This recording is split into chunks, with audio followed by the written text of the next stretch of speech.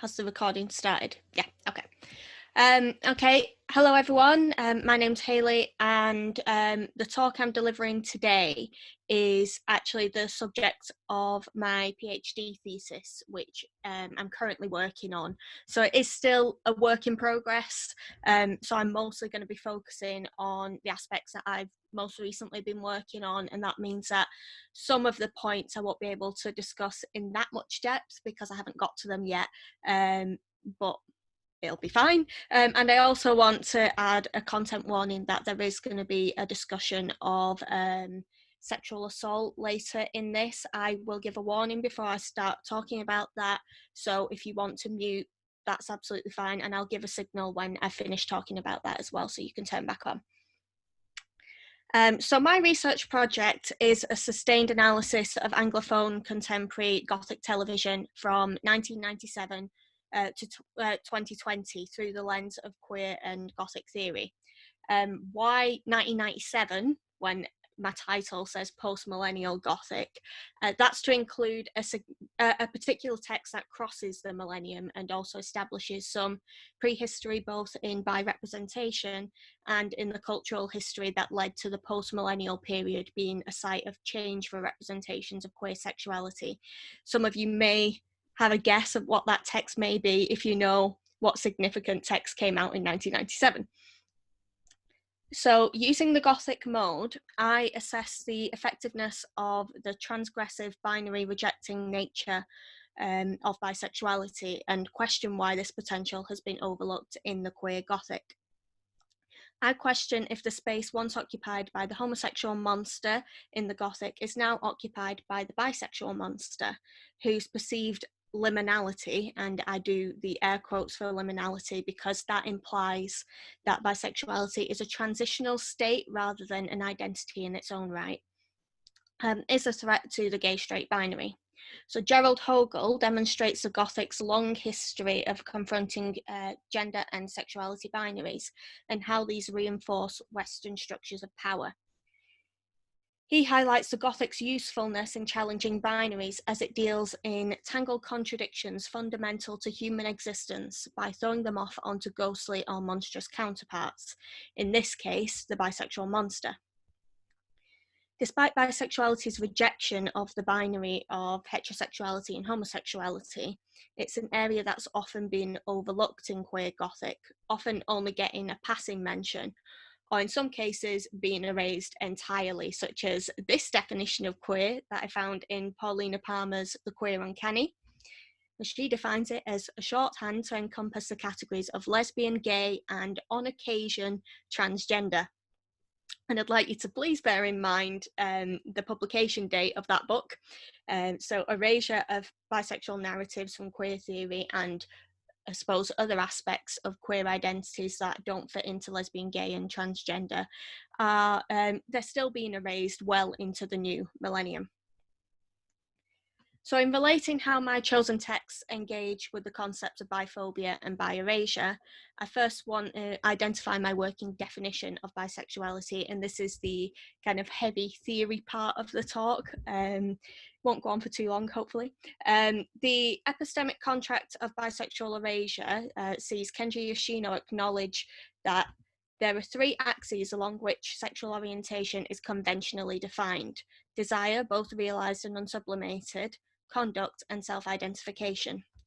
Definitions can rely on a single axis or on a combination of the axes, and the number of bisexuals will vary dramatically according to the permutation used. Through this, we're to assume that there are a number of ways in which a person may be defined as bisexual. The most obvious of these would be self-identification. If a person defines their own identity as bisexual, then they're bisexual. However, many who express bisexual desire may not identify as bisexual, either for fear of a biphobic stigma from gay and lesbian or straight communities, or because they identify by a different label that falls under the umbrella of a non-monosexuality, like pansexual, fluid, heteroflexible, or there's a variety of other labels that would be under that umbrella. I should also say as well that Yoshino does use bisexuality as an umbrella term for non-monosexuality. Desire in Yoshino's taxonomy implies a bisexual identity for anyone who expresses significant sexual or romantic attraction for both the male and female sexes, regardless of if they act on these desires.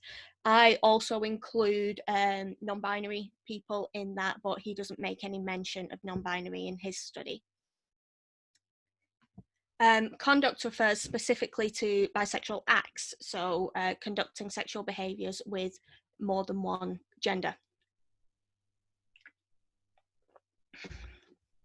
Defining bisexuality through conduct is problematic. Firstly, this erases the identities of bisexuals who do not or have not engaged in bisexual acts, such as the bisexual virgin, biromantic asexuals, and those who express a desire for more than one gender, but have only had relationships with one gender. Equally, defining bisexuality through conduct becomes problematic when one takes into account defends bisexuals, so that's someone who professes bisexuality as a method of mitigating the stigma of possessing same-sex desire. Ritual bisexuals, so there we're talking about communities for whom bisexual acts form part of an initiation into adulthood. An example of that is a community called the Sambia from Papua New Guinea.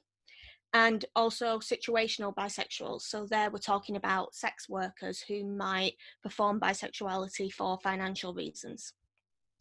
So is it appropriate to define these people as bisexual under the same umbrella as those who self-identify or express desire for more than one gender?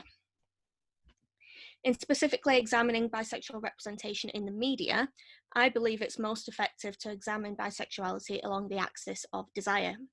There's a number of reasons why I think this is the most appropriate approach to take. And firstly, and perhaps the most significantly, is the media's reluctance to specifically label their characters as bisexual, to use the word in the programme. While numerous TV programmes across a variety of genres in recent years have begun to embrace the label, quite commonly in soap operas. So I've got some examples there: Robert Sugden in Emmerdale and Chloe Brennan in Neighbours. And in comedy, so we have Daryl Whitefeather singing an anthem of bisexual pride in Crazy Ex-Girlfriend. Rosa Diaz from Brooklyn Nine-Nine would also be an example. Schitt's Creek also has a pansexual character. But these are relatively new phenomena in traditional televisual programming. Prior to these very recent texts, bisexuality was coded, particularly through Gothic tropes and metaphors of the monster, expressed through innuendo, or written off as a temporary or liminal transitional phase between the heterosexual and homosexual binary. So this is a concept which is further broken down into three categories. Number one, the character in question has a one-off attraction to that person that transcends their sexual preference, based on mutual compatibility or otherwise emotional attraction. An example of this would be the comedy drama series Bob and Rose from 2001, in which the gay male protagonist develops a romantic and sexual relationship with a woman and continues to self-identify as gay. Number two, the target of attraction is presented as being physically attractive enough to transcend the sexual preferences of people, not just the attracted character. So an example of this would be Captain Jack Harkness from Torchwood, whose 51st century pheromones promote desire in his 21st century counterparts regardless of gender. His scent basically makes people want to have sex with him. And the third one, the exception gradually becomes the rule for that character. This not being a subversion as such, as the trope applies at the beginning of the relationship and is seen as responsible for the gradual reveal of the character's sexuality or the gradual transition of their gender preference. In this instance, bisexuality serves as an example of Adrian Rich's concept of compulsive heterosexuality. So if we're to rely on the self-identification axis, it wouldn't be possible to define characters within these categories as bisexual, despite any bisexual desire or conduct they may demonstrate. A key example of this would be the character of Yanto Jones, also from Torchwood, who, despite having meaningful emotional and sexual relationships with first his girlfriend Lisa and later with Jack, tells his sister that his attraction to men is limited to Jack. This is undermined by a character in the third season saying he can smell the queerness on him. There's a lot about smell and queerness in Torchwood for some reason. And also the revelation after his death that Yanto was a compulsive liar. Under both the desire and conduct axes, Yanto would be considered bisexual, while under the self-identification axis, he wouldn't. Secondly, the desire axis of bisexuality allows for the widest range of bisexual representation necessary for a considered and expansive analysis of bisexuality on television. However, it's still necessary to establish how far-ranging this axis of desire is. So on the one extreme, there's Freud's assertion that everyone is bisexual, and by that he means that everybody has the capacity for same-sex desire, even if that's not acted upon or consciously realised by that person. A more narrow view, which is the one that Yoshino follows, is that bisexual desire has to exist within certain parameters. He asserts that two restrictions must be placed on bi desire. First, that the word desire must be restricted to sexual appetite or lust. And I kind of follow that, but I add the caveat of romantic and or sexual appetite or lust, to acknowledge the significant role romantic love can play in TV narratives, and the potential censorship of sexual conduct on television. But his second restriction is one that I don't think is a useful way of defining bisexuality on TV. So he claims that to be classified as a bisexual under his definition, an individual's sexual desire for each sex must be more than incidental. Under his analysis, a single sexual encounter with a person of a different sex to that individual's primary object choice does not allow them to be read as bisexual, as that single encounter may be explained away as experimentation. So the reason why I reject that is the contextual differences that come with comparing a person's lifetime and the compressed period of a person's life that TV is able to explore. So with some exceptions, like in soaps where you might see some characters from their birth right through their lives until their deaths, or using flashback, TV usually chronicles a short period of a person's life. It's therefore not possible to address a character's current sexual desire in relation to their lifetime of sexual experiences. It may be the case that a TV show only has the opportunity to give a character one bisexual experience before cancellation. So therefore, my taxonomy of bisexuality in television is limited to characters who express romantic and or sexual desire for more than one gender, regardless of whether this desire is expressed through sexual conduct or the character self-identifies as bisexual. This allows for bisexual readings of text that might not explicitly feature bisexuality. Examples would include Willow Rosenberg in Buffy the Vampire Slayer, who self-identifies as a lesbian despite having meaningful romantic and sexual relationships with men and women. And both Hannibal Lecter and Will Graham in Hannibal, who never engage in bisexual conduct, but are still intended to be romantically linked despite both conducting heterosexual acts with women. And I'll say now, they're the two texts that I've worked most on so far, so they are going to be my biggest examples later in this, but I will comment on some of the texts as well. It also allows for metaphorical depictions of bisexual desire in the Gothic. So, as noted by Yoshino, there are also three different forms of bisexual erasure: class erasure, individual erasure, and delegitimization. Although expressed differently, these forms of bisexual erasure take place both within straight and gay and lesbian communities. Class erasure involves the implicit or explicit denial of bisexuality as a sexual identity. This may take the form of the belief held that bisexuality is merely a transitional state to homosexuality, or an individual claiming a bisexual identity is in fact a homosexual in denial. This is an explicit occasion of class erasure, which I hope is starting to fall out of favour in recent decades.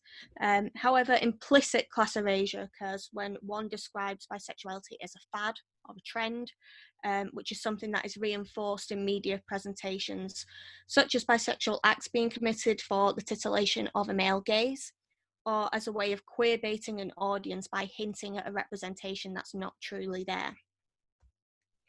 Individual erasure recognises that bisexuals exist as a class, but contests that a particular individual is bisexual.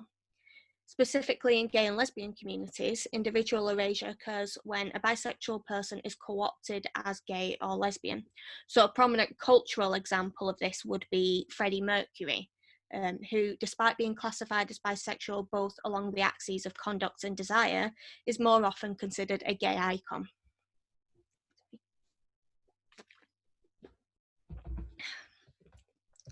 The third form of bisexual erasure, delegitimization, is perhaps the most important when examining and contesting depictions of bisexuality and villainy in the Gothic, as it's through delegitimization that many of the common negative stereotypes of bisexuality were born. With delegitimization, the straight and gay and lesbian communities acknowledge the existence of bisexuality, but attach to it negative connotations in order to destabilize it as a sexual identity. While this may, in theory, provide more visibility for bisexuality, it erases the existence of a positive bisexual identity represented. So one major example of this back in the 80s would be the straight community assuming that and blaming bisexual men for the spread of what they considered the gay disease AIDS to what they also considered a relatively low risk straight community by engaging in sexual acts with both gay men and straight women. In the media, delegitimization may be depicted through the negative stereotype of promiscuity. There's an understandable argument underpinning this, as the primary method of screening bisexuality would be through depicting a bisexual individual engaged in sexual acts with multiple partners of different sexes. An easy shorthand for show creators to use would be to depict these characters engaging in polygamous sex or cheating on partners, and any other methods of quickly establishing this attraction to multiple genders. This would especially be the case in supporting characters who have less attention paid to them and less time to have their personalities and romantic attractions developed on screen. Supporting characters would, until the recent development of villain protagonists, always include the villains in that remit. Using this visual shorthand, as opposed to establishing bisexuality through self-identification or long-term meaningful relationships, only serves to reinforce negative stereotypes. Other stereotypes that also fit with this depiction include greediness, duplicitousness, and indecisiveness.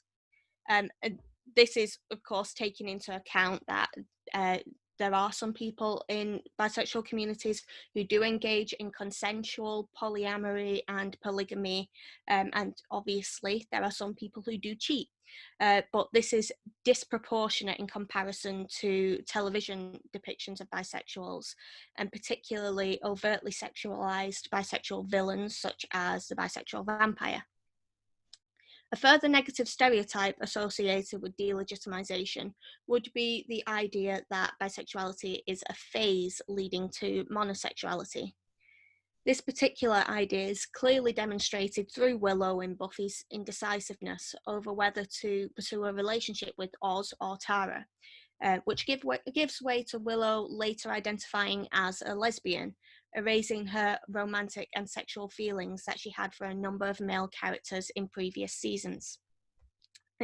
I don't intend to erase Willow's self-identification as a lesbian, only to question why this was the decision made by the show's creators, especially given Joss Whedon's comments in May of this year that had Buffy been made in 2020, Willow would in fact be bisexual, but that the world was not ready, in his words, for a bisexual leading character at the turn of the millennium.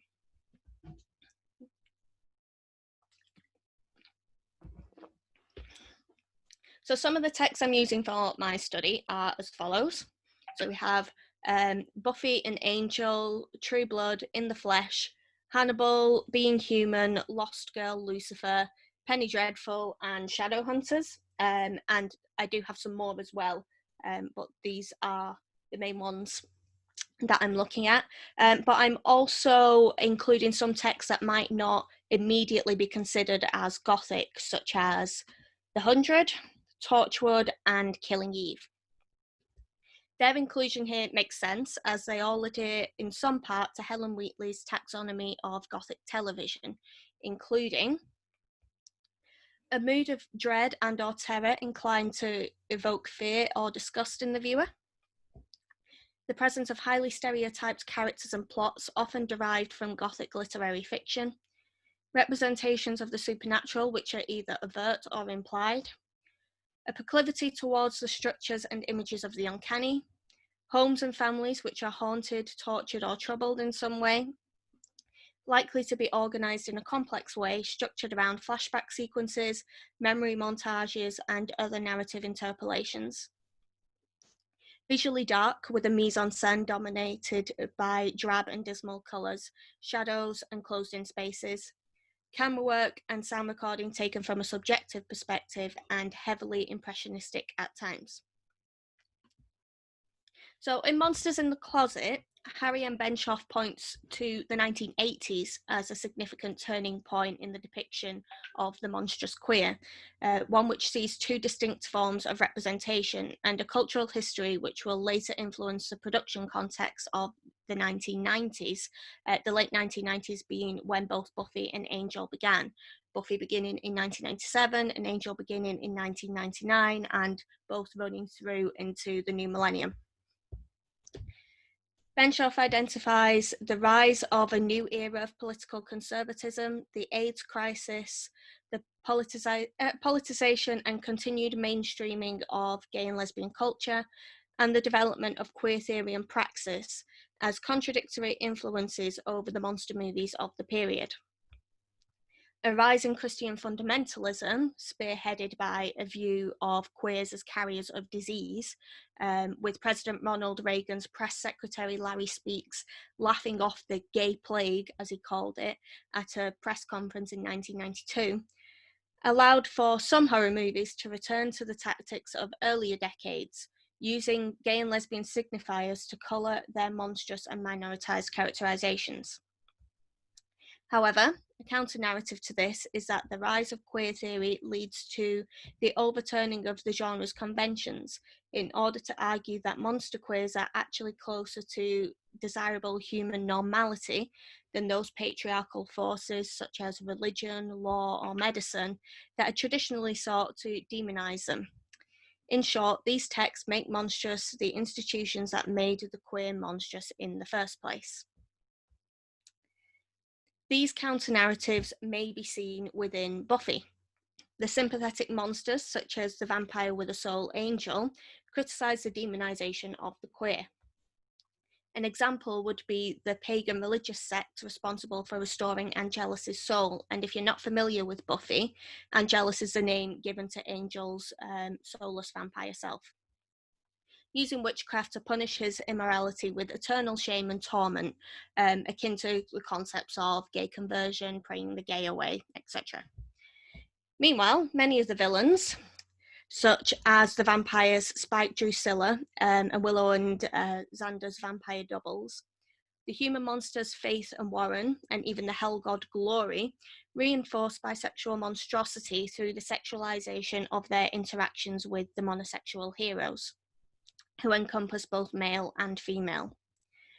While Buffy was indeed a revolutionary program, often pointed to as progressive for the loving same-sex relationship between the characters of Willow and Tara, for featuring the first lesbian sex scene on US network television, and for its specific feminist rejection of the helpless female victim, it's ultimately a product of a cultural context in which homosexuality in the mainstream was still in its emergence, with bisexuality an afterthought or a scapegoat for the negative predatory stereotype once thrust on homosexuals. So one theme that's prevalent at the turn of the millennium is the use of the bisexual double, such as Vampire Willow in the Buffy episodes The Wish and Doppelgangland. Buffy is full of doubling, from Angel and Angelus to Buffy and Faith and beyond.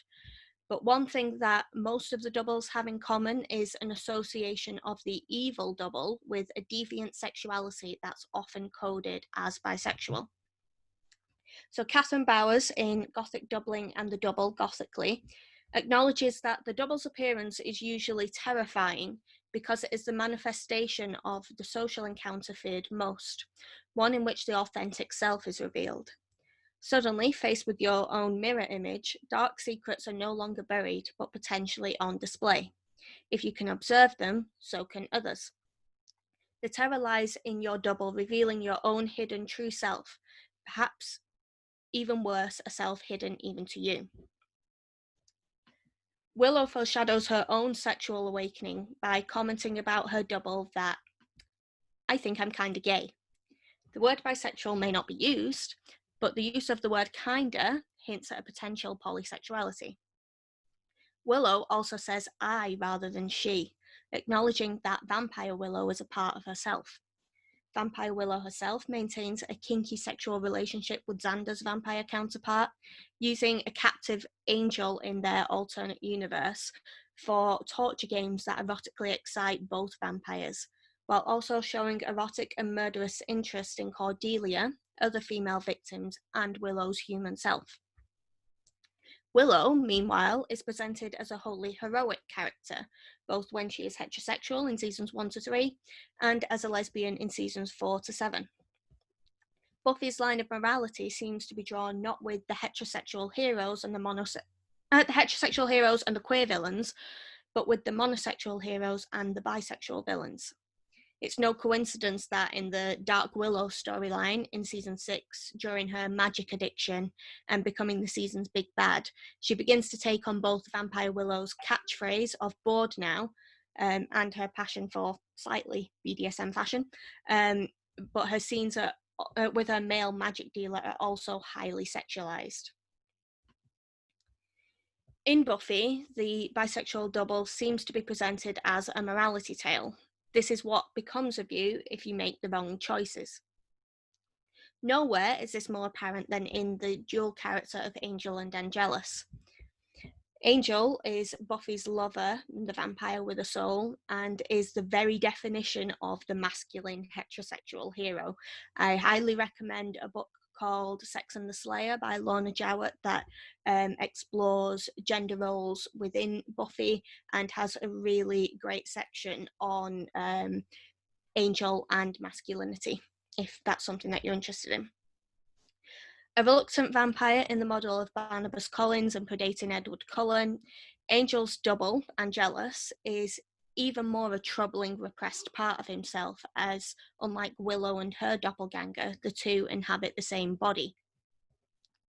Angelus is buried within Angel's subconscious, watching as Buffy and Angel perform a clandestine heterosexual relationship.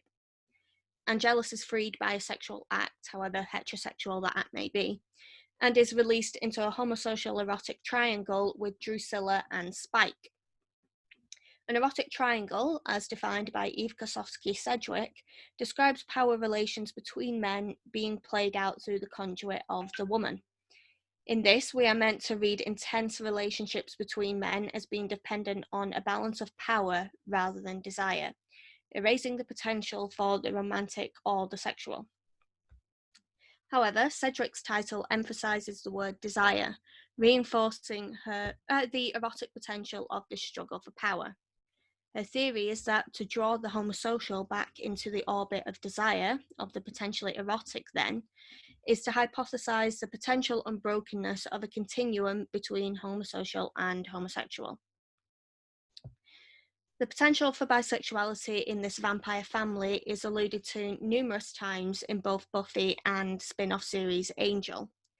First, there's the suggestion of Angelus siring Spike, which they discuss as they are about to penetrate a male victim, Xander, in season 2's School Hard.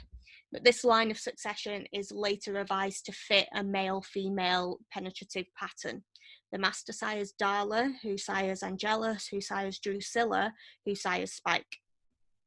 However, while Angel's romantic focus remains entirely on Buffy and in his spin-off series on Cordelia, his deviant double frequently hints at bisexuality, only in a way that links sexual gratification with murder and monstrosity. Eventually saying to a newly sired Spike in a flashback in a terrible Irish accent that I really wanted to show you, but I tried this morning and the video didn't work. But if you want to hear the accent, I have tweeted the video out, but I'm just going to read the quote. So he says, "Do you have any idea what it's like having nothing but women as travel companions night in and night out? Don't mistake me, I do love the ladies. It's just lately I've been wondering what it'd be like to share the slaughter of innocents with another man. Don't think that makes me some kind of a deviant. So yeah, please go and watch that clip because it's amazing. And I'm going to apologise now that my chronology is all over the place because I'm skipping right to 2013. And that's because I can't bring up Erotic Triangles without discussing Hannibal, Brian Fuller's TV adaptation of the Hannibal Lecter novels that Mason talked about brilliantly a few weeks ago. But if you didn't catch Mason's talk, Hannibal is ostensibly a prequel series to Red Dragon, although it queers the timeline by bringing the events of the Hannibal novel before those of Red Dragon, changes the gender of key supporting characters like Alan Bloom and Freddie Lowndes, and uses the character of Will Graham to function both as he does in the original narrative and as something of a substitute for Clarice Starling. I'm going to skip over some of the implications of these changes because I feel that's treading over similar ground to some stuff from Mason's talk. But I do want to call to attention a specific moment in Hannibal's second season, one which edits 2 scenes of heterosexual conduct as a way of presenting bisexual desire.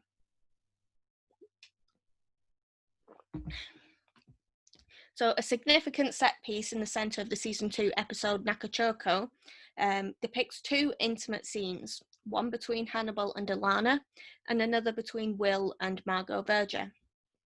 However, the editing of these 2 scenes reveals crucial information about the power dynamic across the 2 couples. Firstly, what's essential to know is Margot's insignificance in the scene.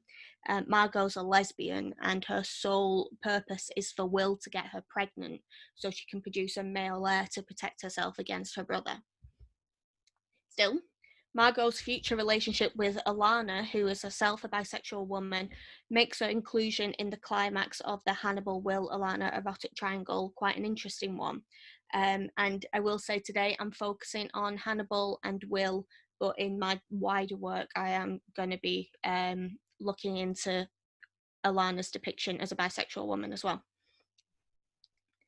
So the prelude to these respective sex scenes reveals each character's role within the erotic triangle.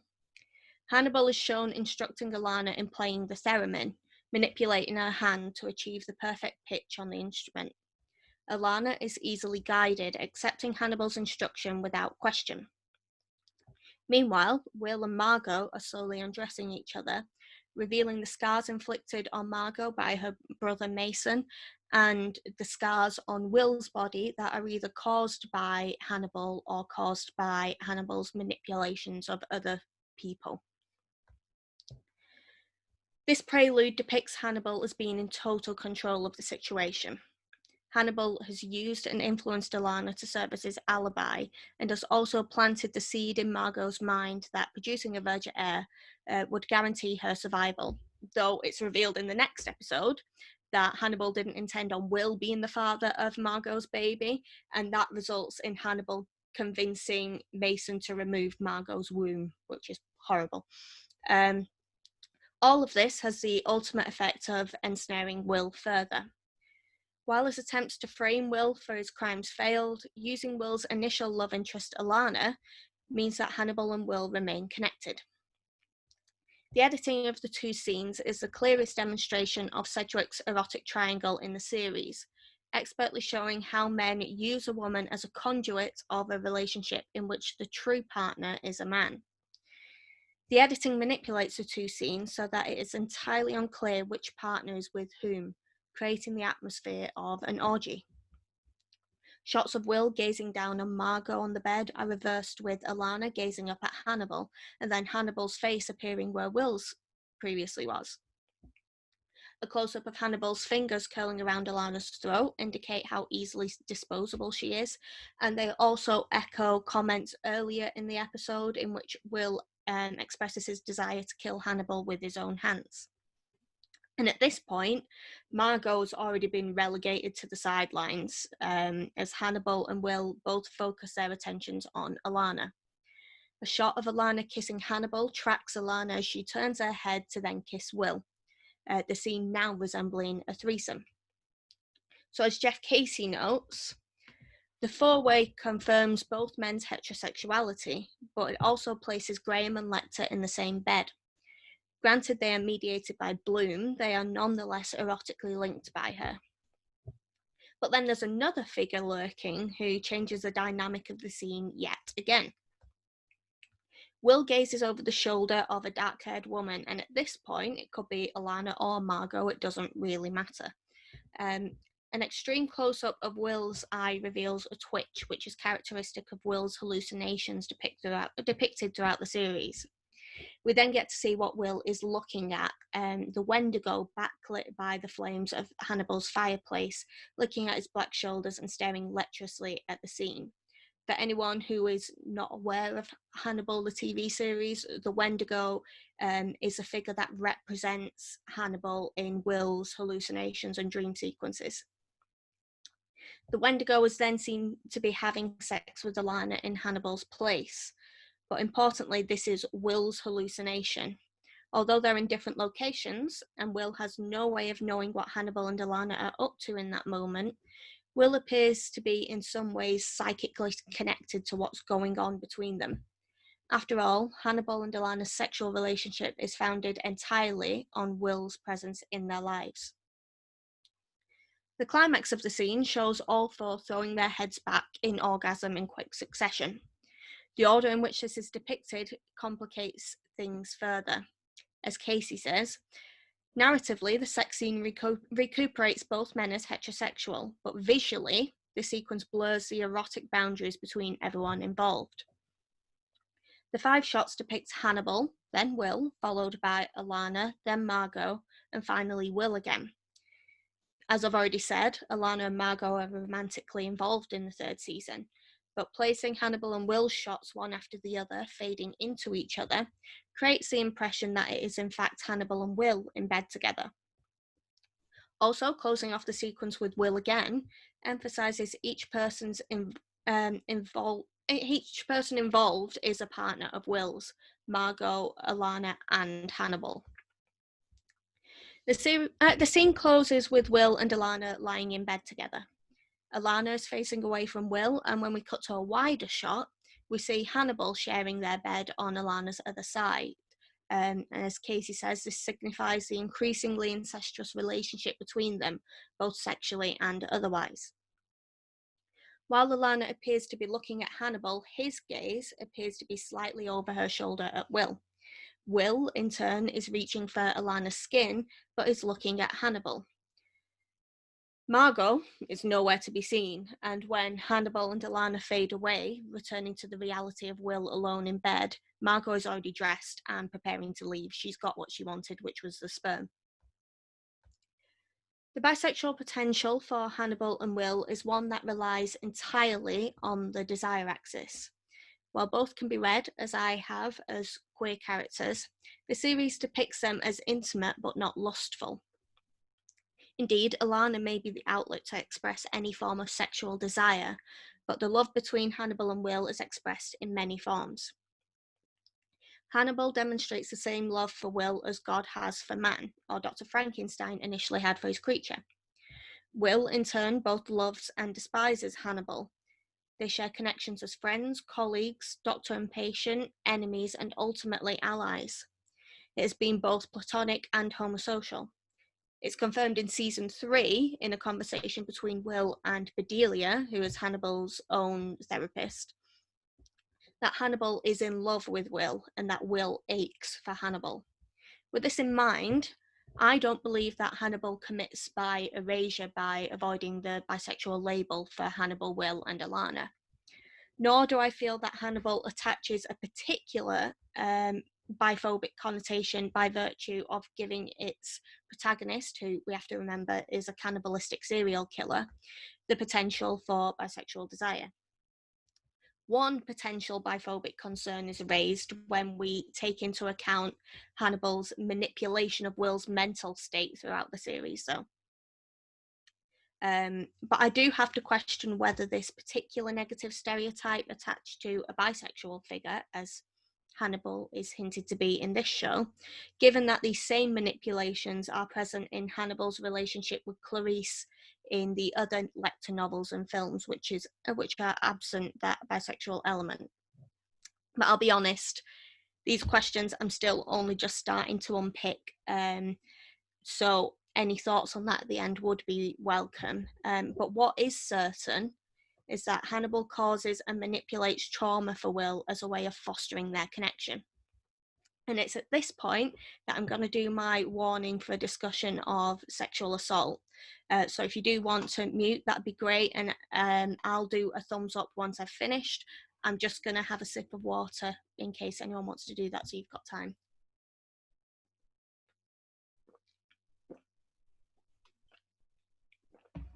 Okay. So trauma is a significant narrative focus in Tru Blood, a series that features possibly the most erotically charged vampires on television. I should say at this point that I've only just started looking into Tru Blood, so I apologise in advance that this is slightly more bare bones. So queer sexuality abounds in Tru Blood, in part due to an erotic link being formed between a vampire and any human who drinks their blood. Numerous characters, human and vampire alike, identify as gay, with a smaller but still significant number being presented as bisexual. The majority of these are vampires, and sex scenes, both queer and heterosexual, are gleefully kinky in the programme. Tru Blood may present bisexuality as deviant, but it portrays almost all sexuality in the same way and delights in it. Yet in the character of Tara, bisexuality comes to represent something entirely different, a way of coping with sexual trauma. So Tara is the best friend of the protagonist Sookie Stackhouse and begins the series as Sookie's fierce protector. She is brave, loyal, and strong, and while she treats vampires with trepidation, she doesn't display the same prejudice towards the newly outed vampire community as some others in Bonton. But Tara's interactions with the supernatural are filled with pain and sexual trauma. In season 2, Tara falls in love with Eggs, but both she and Eggs, as well as many others in Bonton, experience sexual trauma when the Maynard Marianne manipulates the intensity of their relationship and hypnotizes the town into sexual orgies and murder. So Tara is robbed of her ability to consent with this, but she's also robbed of Eggs, who is murdered in the season finale as a result of him being used as kind of a puppet to commit the murders for Marianne. Tara is further traumatized in season 3 when she's held captive and raped by a vampire who attempts to sire her. Her response to the trauma she has faced at the hands of supernaturals and men, as she later discovered that Eggs was killed by her first love, Jason, is to cut her hair short, leave town, and begin a romantic and sexual relationship with a woman. Tara has never before hinted at an attraction to women, despite her cousin Lafayette, with whom she shares significant screen time, being the show's most prominent gay character. From this point on, Tara, both as a human and as a vampire in later seasons, is only shown to engage romantically and sexually with women. The implication being that Tara's sexual trauma is so pervasive that she cannot be intimate with men. But Tara does have a conversation about her sexuality with Sookie, indicating that she is attracted to women as well as men, firmly confirming her as bisexual. But Tara herself admits that she wasn't aware of her attraction to women until after her sexual trauma. So I'll do the thumbs up now to say that it's safe. Not going to talk about that anymore. I just want really quickly to, before I finish, to point out a few key themes that are still in their very early stages. The first is how Gothic TV represents biphobic attitudes present both in straight and in gay and lesbian communities. And for some reason I don't understand, the two best examples I can think of here are British shows, and everything I've discussed before now has been American. So if you have any thoughts on why that may be, I'd love to hear them.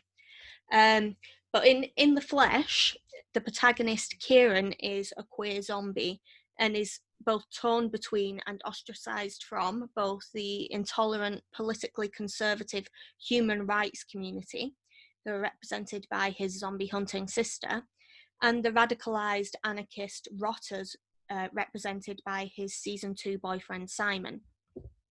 He's not considered an authentic zombie because he tries to assimilate to human behaviours and aesthetics, while he is denied legal and political rights and freedoms as a partially deceased syndrome sufferer.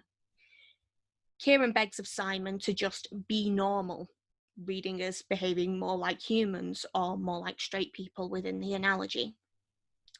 Simon, meanwhile, treats Kieran being torn between these two worlds as Kieran experiencing shame, reinforcing the assumption of bisexuality as a method of mitigating same-sex desire. In Simon's view, Kieran attempts to belong to both sides, read as professing bisexuality, because he is too scared to fully embrace his queerness and his zombie side. Luckily for them, things get better and they're actually a really lovely couple. If you haven't seen In the Flesh, go and watch it. It's only 9 episodes and it's wonderful. But this theme is also seen in Being Human, with Mitchell and Hal, the vampire characters, both being vampires rejected by opposing communities of humans and other vampires. And the final theme I want to really quickly touch on before I finish is the idea of the immortal, promiscuous bisexual. Examples you can see here are Captain Jack Harkness from Torchwood and Dorian Gray from Penny Dreadful. And I've been told Magnus Bane from Shadowhunters fits this mold as well, but I've not actually watched Shadowhunters yet. So I've included the picture in there, but I do still need to watch it. If any of you have seen it, I'd welcome your thoughts on that. For these characters, promiscuity stems from boredom. A long life means that monosexuality can get a bit dull, and these characters are constantly seeking out a new thrill. This can lead to a sort of fetishization of desire. Dorian Gray's motivation for dating a trans woman, Angelique, is his desire for something new, having grown bored of men and women. Meanwhile, the anything goes nature of 51st century omnisexuality in Torchwood encompasses bisexuality, bestiality, and alien attractions, with a particularly memorable moment being fellow 51st century omnisexual Captain John Hart, who is played by the same actor who plays Spike, lusting after a poodle. This immortality breeds insatiable appetites, which is quite literally shown in Lost Girl, a series in which the protagonist is a bisexual succubus. That said, Lost Girl's protagonist, Bo, is not presented as deviant, but as a modern feminist in complete control of her sexuality. Bo's not immortal, though, so her desire is absent the context of boredom and fetishization. So, ending on that slide, because I just love that line from that song. Bisexuality is often referred to as an invisible sexuality, one that's hard to depict because its presentation, unless shown via polygamy, can easily be co-opted as straight or gay. Maybe it's for this reason that bisexuality has been given so little focus in Gothic studies. But why has it emerged now, and why specifically on television? I think the answer to why now lies both in the increased visibility of queer sexualities in the media as a whole in the new millennium, and the changing television landscape that incorporates streaming services and more relaxed censorship. As for why TV, quite simply, I think it's length. So, unless showing polyamory and polygamy, visually depicting a character's attraction to more than one gender takes time. Something TV, if shows don't get cancelled, has much more space to do than film. And why is this happening in Gothic TV in particular? For that, I go back to my point in the introduction that the Gothic's transgressive nature is analogous to the transgression of boundaries of heterosexual and homosexual. Bisexual representation in Gothic television is becoming more and more prevalent, and bi-erasure is becoming less and less. But delegitimization is still rampant, and much more work needs to be done to combat the reinforcement of biphobic stereotyping. And with that, I am finished. So I'm going to stop sharing my screen. There we go. And also, I am so sorry that my WhatsApp kept going off through that, but I couldn't come off the PowerPoint to close WhatsApp. So sorry about those alerts. Oh, we didn't hear them. Don't worry. Brilliant. I could hear them really loud. So I'm glad that they didn't come through. No, that was great. Thank you so much for sharing your work again for the second time today. So yeah, everybody, this is the question time. Remember, still recording just at the moment. Do you have questions? Who has questions? Feel free to put them in the chat. Or to ask by video if you don't mind being recorded, whichever you fancy. I'm just scrolling up a little bit while we wait. Yay, fans of Kieran and Simon. Hooray!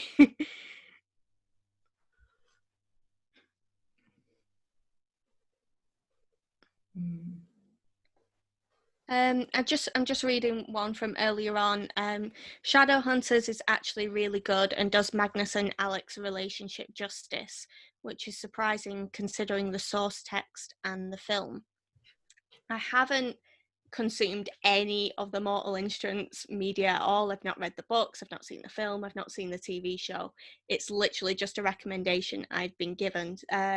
So I'm quite interested to see how that goes, but I do know a lot of people who have watched Shadowhunters have basically said to me, I only watch it for Magnus and Alex, so I can believe that. Right.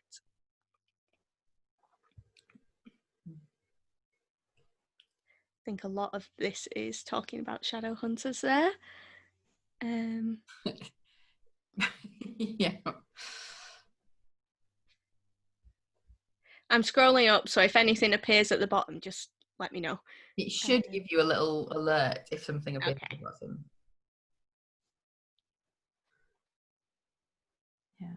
Yeah, Tara is a common trope for Black female characters after trauma, e.g. colour purple, etc.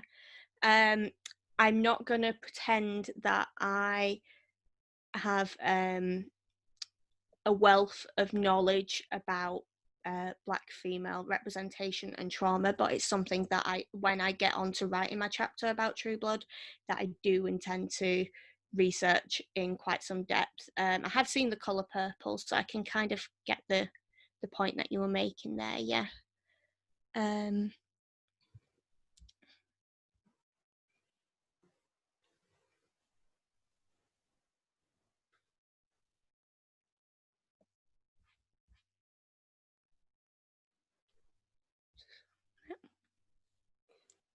I think I can see people writing questions, but I'm not sure. It's always difficult to know what's happening. Are they just stealing a biscuit like I was earlier?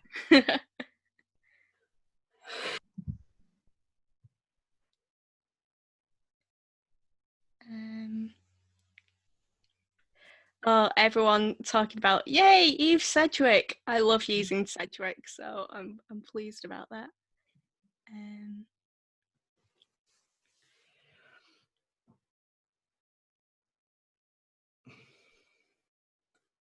Sorry, there's a fly. I'm not angry at anything else. Seeing a little bit about, it's not TV, but a little bit about Young Avengers and the rep in that. I absolutely love the Young Avengers, and I've got my laptop propped up on my like omnibus of Young Avengers right now, actually. I love that.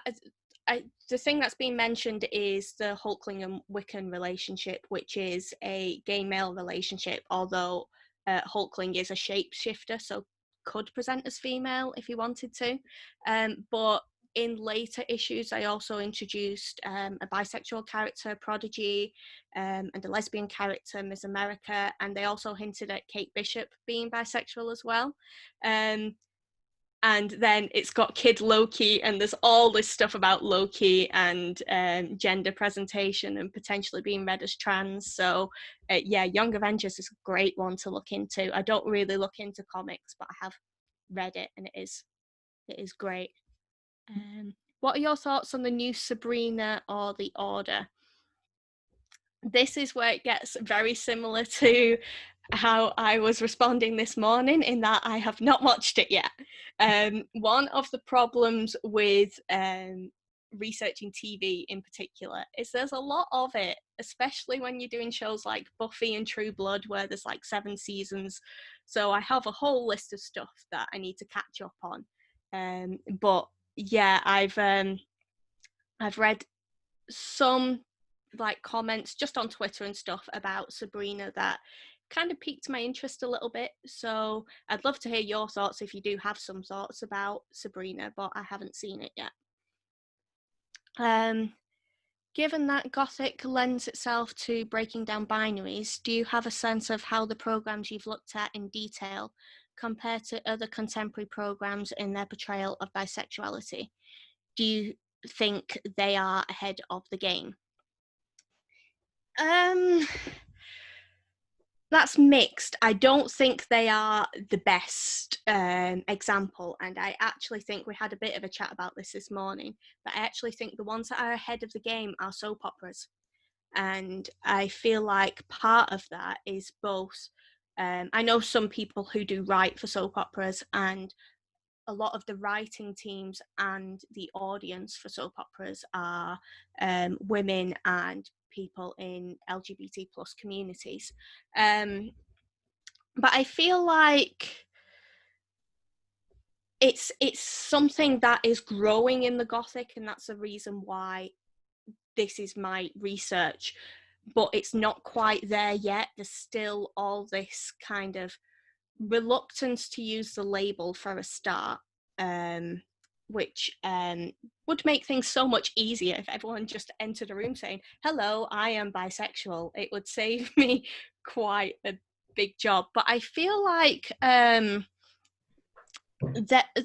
it is improving in that the visual depiction is improving quite a lot, and not in a specifically fetishizing way. So I think of kind of Vampire Willow, for example, and how she's dressed head to toe in leather, full kind of like BDSM attire. And then I look to In the Flesh and Kieran, and he's just wearing a hoodie and a t-shirt, and yeah, it's less kind of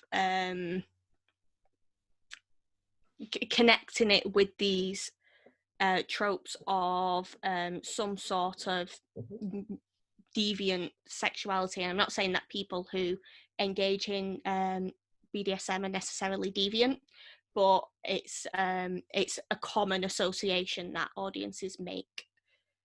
I hope I answered that. Hulu has a new show called Love Victor that has a bi main character. Yes, Love Victor. I haven't seen it because I don't know how to access it in the UK. But I would like to watch that because I have seen Love, Simon, and I'm interested in how they're going to follow that up in general. But yeah, I don't know how we access it in the UK. I would be curious if American Horror Story does any of the same things, being that the creator is gay. American Horror Story Hotel does. The character, the name escapes me now, but the character played by Lady Gaga is a a bisexual vampire in that show. But Hotel is the last series of American Horror Story that I've watched so far. Before Hotel, there wasn't any. I don't know if there has been since, but I think my friend said that 1984 does have some bi rep. Curious that most of these patterns are in vampire gothic. Yeah, vampires seem to be the monster for any sort of queer sexuality, but I'm interested that it's not just vampires anymore. You're starting to see it with zombies. There's some stuff in Teen Wolf, so you're seeing it with werewolves as well, but I suppose traditionally vampires are the ones, they're the sexy ones. Although if you go back as far as like Nosferatu and Count Orlok, not very sexy, but yeah, that's the association. So much queer baiting too. Is that about Teen Wolf? Because I agree. Huge amount of queer baiting in Teen Wolf. And also in Supernatural. So I haven't decided yet, but I think it would be interesting to maybe include a chapter when I do write my thesis specifically on queer baiting. But that's something that I'm still debating at the moment. If you do get into Sabrina, bear with the genre and tone shift in season 3. Zelda makes it worth it, okay? But a lot of it comes off as very aestheticized and curated, like a little gallery of curiosities. What do you think about shows that tend to avoid having more than one character of any given type?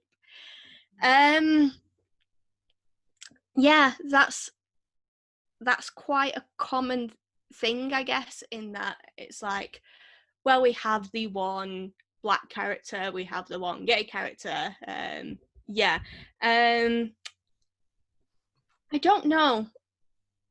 I feel like it can have its place depending on what the show is trying to achieve, but it's not exactly a very representative of real life. I mean, I look at my own friend groups and it's not like, oh, hello, you're the Japanese one, you're the gay one, and we're like this kind of diversity image that you might find on like a Getty Images or whatever people use to get their images. But yeah, like I said, it depends on what they're trying to achieve. I feel like a show like Brooklyn Nine-Nine, to go to comedy, is one that does that quite well, in that it's got like the gay black man, the bisexual woman, but those characters are more than those identities. But if it's literally just they are there because like they're black, or they are there because they're bisexual, yeah, not great. iZombie, yep, that's also on my list, but still, again, not watched it yet. I'd hazard a guess that the fluidity of vampires and the drinking blood being so open gender-wise made it easier to have them more malleable for other positions than a heteronormative one. Maybe for some others like the zombie and the werewolf. Yeah, absolutely, I agree. But with that also comes the whole narrative of kind of the spreading of disease through the blood. I had this discussion with my mum, who I taught the word tokenism, until she realised that I wanted more diverse casting rather than less. Yeah, half of these shows that I'm looking at, I'm actually watching with my mum. So we've got like the last episode of Killing Eve to watch together. And yeah, we've had similar discussions about kind of tokenism. We want more diverse casting, but we don't want someone to only be there for that reason. They have to have a purpose within the narrative. Do you see a trend towards bisexuality as a future-orientated sexuality, thinking particularly of Jack Harkness? Is bisexuality the next queer frontier? Yes. In some shows, I do think that's the case as well. So some sci-fi series seem to kind of present themselves as like a queer utopia. So the 51st Century in Torchwood is one example. If anyone has seen The 100, that's set in our future as well, and the protagonist of that show is a bisexual woman, and there is no kind of like homophobia or negative reaction to her sexuality. Same with Jack and John Hart in Torchwood as well. The kill your gays in The 100 though, yes, absolutely, that is horrendous. But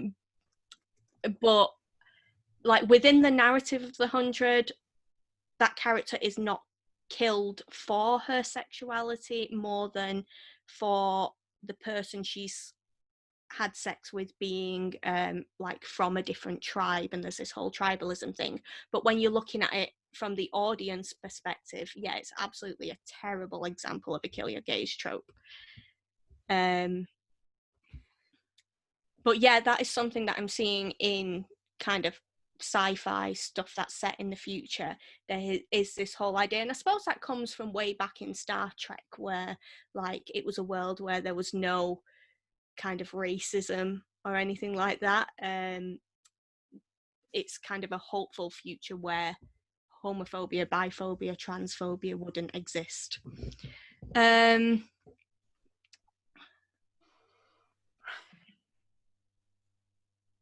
Okay, I think that is all the questions that have come through so far. Yeah, I'll stop recording. So thank you very much.